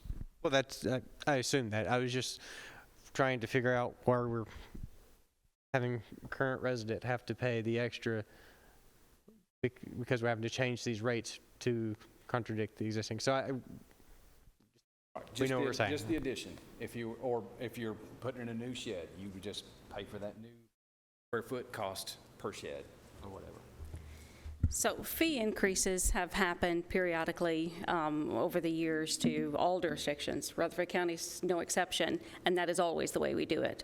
The commission picks a commencement date, and anything that's permitted prior to that commencement date goes with the old fees. Anything from that date forward, the new fees apply. That's the way it's done industry-wide. I get that. I'm just looking at it as we're adding more fees, we're raising, or looking at raising more fees to curb the growth there, because we can't do it the way we originally wanted, but that still makes current residents have to pay extra. Gotta get Mr. And so that's just the way I'm looking at it. But I understand. I'm just wanting to verbalize that because that's where my thought's going. If I want to put a pool in, even though I've already on the structures with the infrastructure, I still have to pay the new increased rate that we're talking about A swimming versus pool, for example, just the wouldn't. flat because somebody else doesn't even have a home yet built and they're building it. And it's just, I'm playing semantics in my own head with it. So I was verbalizing, trying to get my initial answer that I needed. And that's what I Okay, need. okay. Mr. Johnson. But to simplify this, there's no way to separate actual growth and someone just doing an addition. I think that's what Commissioner James is asking. Because it seems like, Well, when it comes to we're the- talking about paying for growth, Yeah. but adding a pool to a 30-year-old house is not growth. It's just, Yeah, it's just recognizing the Place to fact that live. over time, things cost more than they did 30 years ago. Right. So, but yeah, but getting back to new subdivisions coming in, new subdivision lots, new plats, plans, whatever, those will be subject to new fees, but which starts to handle the whole growth issue, but I see where you're getting at now, but yeah. but you can't separate the fees of the I don't fees, know period. how easily you could, it almost sounds like, what they do, like the tax freezes and things that the trustee's office does, and that might get, for what he does, it's probably not too complicated. For this, I would afraid it'd be a lot more complicated. Remodeling and add-ons is at a much reduced rate than new construction, and I'm confident that's what the Planning Commission will come up with, will be those reduced rates. That's what we want to encourage, is people living in the houses that they have, but also have the capability of adding on to and improving that landscape quite a bit. They're usually at a much reduced rate just as indicated by the chart that you had up there. And that's what I would anticipate the Planning Commission coming back with. It's a much reduced rate. And that would encourage, once again, people to continue to live in the neighborhoods that they've lived in for years, just by improving their footprint, the footprint of their house. That's what I would anticipate. Do we have a motion and a second on the floor? Are we ready to vote?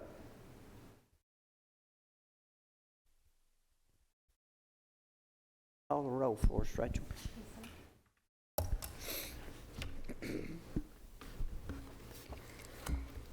Commissioner P, Yes. Commissioner Johnson, Aye. Commissioner James, No. Commissioner Dodd, Yes. Commissioner Phillips, Aye.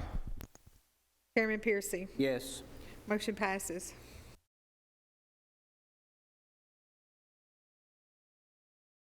Mayor Carr? Real quickly, this initiative is not meant in any way to curb growth. It's meant to the growth pay for itself. And I just want to make that really clear. And what we're doing is we're trying to find that. And so I think going through this process through the committee and the Planning Commission will help us discover what that spot is. And that's the only point that I'm trying to make here tonight is how do we make growth pay for itself? Thank you, Mr. Chairman. I have one comment I would like to make about this. I see Mr. James's point. We're raising fees, and it's going to affect everyone that already lives in this county to try to help supplement the pay for the growth that's caused by people moving into this county. It sounds like we're milking the same cow for two different buckets, and which I'm afraid that's how it will be. We're going to have to walk this line very thin, don't we, just will to increase property taxes. It'll be the same difference if you pour the majority of it onto the residents that's already here today. It'll have to be thought out very thoroughly, I think. Just a point of clarity, if I may. Thank you, Chairman. This month's building report of $170,734 in permit fees, 70% of it was new single-family dwellings. So I think to a large degree, this budget will burden the new dwellings more than all the others in total. I think it will still achieve what we're after. Anything else? Any other business? Mr. P? Before we leave, of course, all of y'all are aware that my community was hit by a devastating tornado. And the mayor's mentioned this some, but I just want to say this from a heartfelt thanks to our county employees that are helping us. And I say that I couldn't pull out of my driveway today without getting run over by one of our trash trucks running back and forth. I say that jokingly. Of course, I could have. But there's a lot of debris there that has to be removed as people are sorting through it, cleaning it up, clearing the highways. You know, it starts with the utilities. You know, I've played this game before as a firefighter myself. You work your way into the scene with a chainsaw just to clear the roads to get in there. You know, Greg Brooks' group, the road department, of course, they helped tremendously with that. They're still over there with equipment picking up a lot of the debris that's been sorted. Of course, Wagner Bishop and his group are helping haul that away. And that isn't even talking about our EMS, fire, and EMA. You know, Chris Clark has done a really good job of coordinating for us over there. But I know a lot of these people whose homes were affected, not just on Readable Street, but you know, on up and down Woodbury Highway, on up on the main highway, and it means a lot to those people. It's funny how that county line, the mayor mentioned it the other day, I think in your podcast or whatever, how that was actually zoned through there. Reedy used to live in Rutherford County and got politically involved, and evidently there was enough people in Rutherford County decided they didn't want him fooling with us anymore, and they moved him, annexed his property into Cannon County. So that's why that line is kind of drawn to a funny place through the corners, the building that, the historical building that Reedy built originally. But anyway, not just, I've got friends on both sides of that road and family on both sides of that road, and there's heartfelt thanks from them. One of my buddies was over there working yesterday, and he said one of the ladies that was on the Cannon County side saw all those Rutherford trucks hauling the debris. She said, don't they know that we're in Cannon County? And he said, same thing I've heard other people say, it really doesn't matter which side of this line you're on, you know, you're our community and we're going to help you. You know, having said that, of course, TEMA, we're applying to get funds to reimburse us for the overtime and the time that we take, and we normally do that. But anyway, I just want to say thanks to all these agencies and the time and a lot of the volunteers that have gone in there. You know, we're getting about 300 a day volunteers, easy in that number. And you kind of got to stand in line almost to volunteer, but I promise you there's lots of people that need help out there. So anybody that's wanting to volunteer, you can go out there and you go to the New Hope Church of Christ over on the old Woodbury Highway. For us that live out there, that's what we call it. But if you're coming from Murfreesboro, get on John Bragg, go down to that 4-lane where there's a flashing yellow light, you turn left, that'll take you straight over to Westside School. And that is the Red Cross, the place where Red Cross has set up to put anybody that's displaced. So, you know, if you were needing a place to stay because of it, you can go there and they'll help you out. Also food, water, that kind of thing. Then if you turn left, going back toward Reedville, when you get down to the New Hope Church of Christ, you go in there and you have to apply. And they'll ask you some questions because we don't want just anybody running in there. You know, we don't want a bunch of sightseers, you know, people that sincerely are wanting to go down there to help. You go in there, you fill out a form. They'll give you an identification. It's a different color wristband. You get that wristband, that will allow you in to certain areas. So if you're wanting to volunteer, that is the way to do it. But again, I want from Reedville to the rest of the county, we want to say thank you. Chairman Phillips? I'm not exactly sure I know how to ask this question, but it's a thought.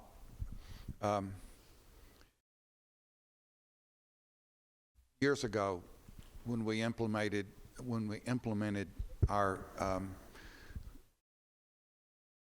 growth tax, we called it a development tax at that time. We didn't put language in that act that would allow us to increase that development tax the way, if I'm not mistaken, Wilson County did.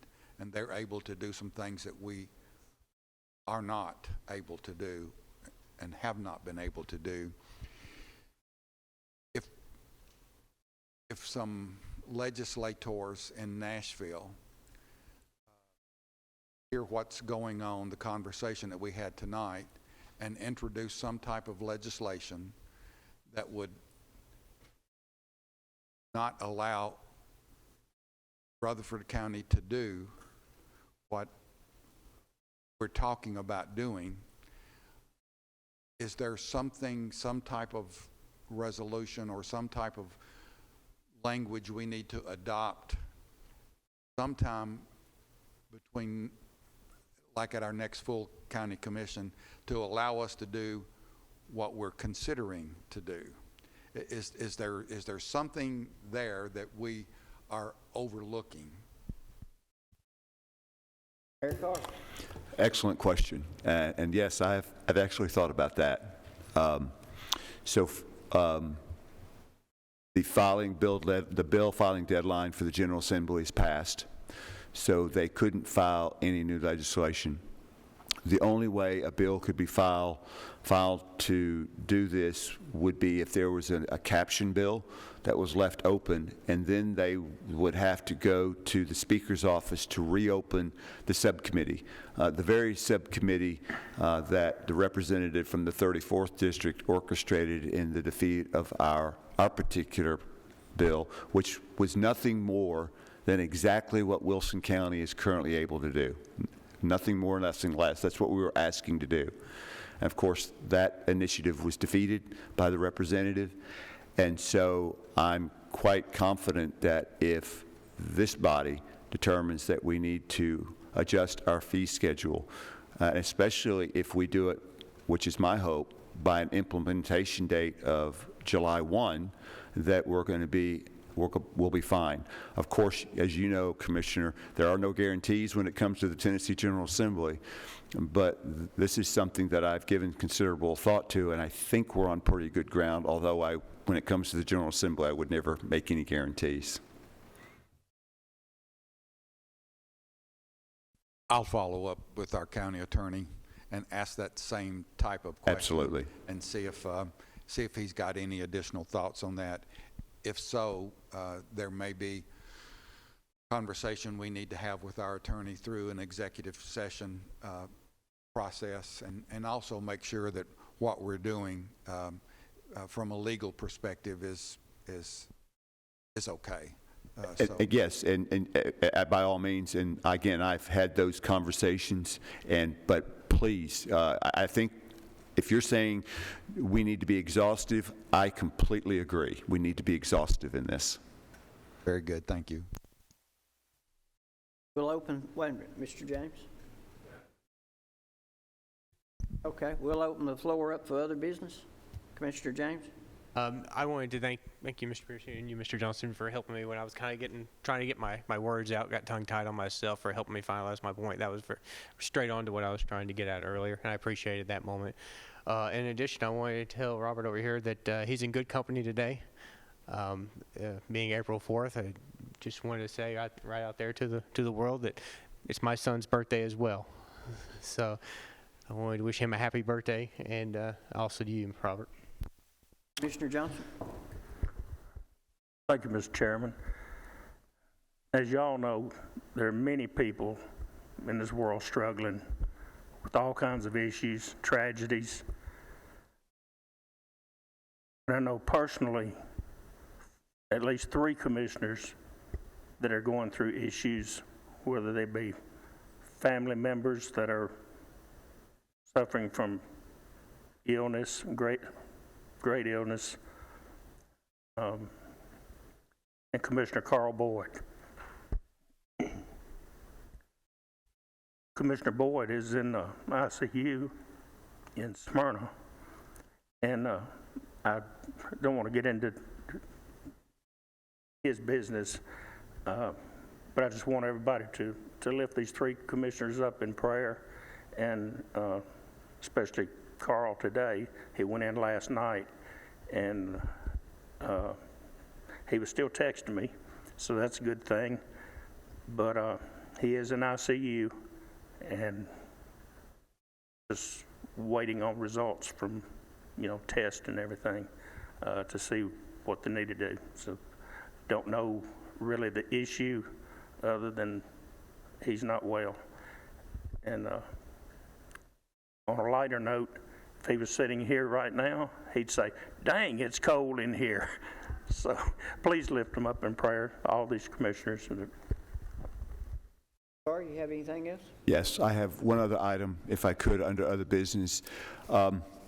Nick and I have been discussing about the request that this committee made to get an AG's opinion regarding the proposed Murfreesboro annexation of the Rockville School, and that has been, Nick has advised me, and I have concurred that that has been resolved and that we no longer need the Attorney General's opinion. And so he has asked me to present before this committee the idea that we request or make a motion to rescind that request for an AG's opinion. And so I'm asking this body if they would make the motion in a second to vote to send a rescinding of that AG's opinion. We have a motion. Do we have a second? We have a second. I'll be glad to answer any questions if there are any. No money involved in it. No money involved. All in favor of the motion, say aye. Aye. All opposed? Motion passed. Thank you, Mr. Chairman. Gentlemen, our next meeting will be May the 2nd at 5:30 p.m. in these chambers. Meeting adjourned.